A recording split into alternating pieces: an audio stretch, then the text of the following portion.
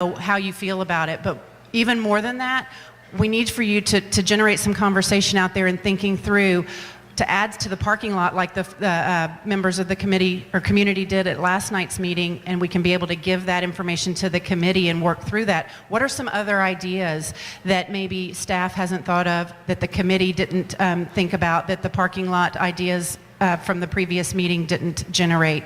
So we can tell by the crowd, of course, you know, the sentiment and how closely tied you feel to your various campuses, for sure.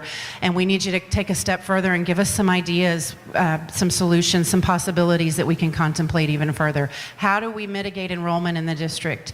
How do we better utilize our buildings? And most importantly, how do we provide environments for our kids that are conducive to learning and innovative to inspire learning and to help to equip our students in ways that we haven't done in the past and that are so innovative and thought-provoking that we need to sit down and talk about those ways. We don't want to be confined to we have to rezone or we have to close or open, but what can we do programmatically? What are some really creative ways that we can kind of stretch today as a community to come up with more ideas, because we're not done with this process. This is a challenging process, and it is not done with what you saw on the screen, because we've got to think harder and longer for our kids of today and for the kids that will follow our kids into the future. So it's amazing that you're all here when life is so busy, and that does not go unnoticed. Thank you for your participation. Okay.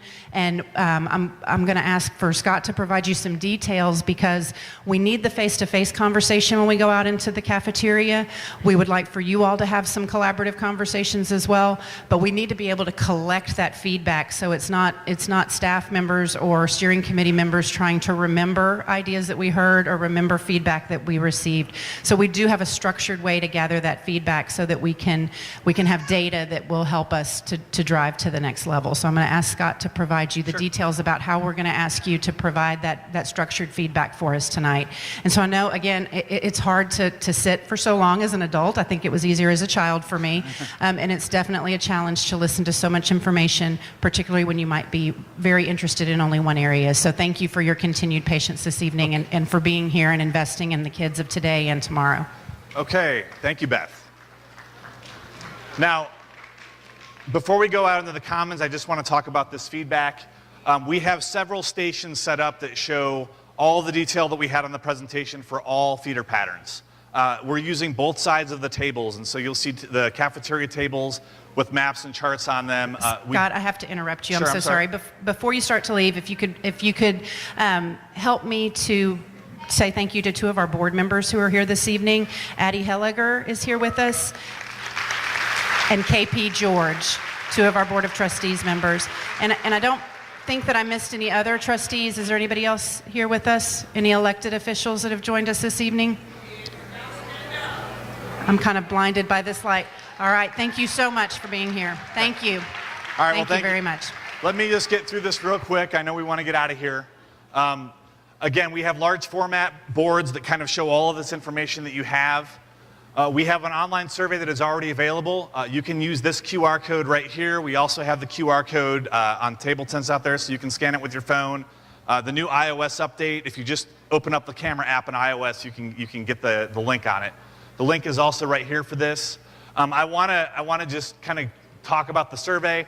The survey allows you to provide feedback on one, many, or all feeder patterns. You don't have to go through every single feeder pattern to get to the feeder pattern that you want. It's kind of a choose your own adventure with that. I also want to just reiterate that we're looking for additional ideas. So provide those ideas on both the online survey and the parking lot flip charts that we have out there available with markers. Again, I think the people that came to yesterday's meeting are seeing that, hey, that information is actually being recorded and being shared out again. And so know that those ideas will be recorded, and we'll consider those ideas as we go into our additional meetings next week.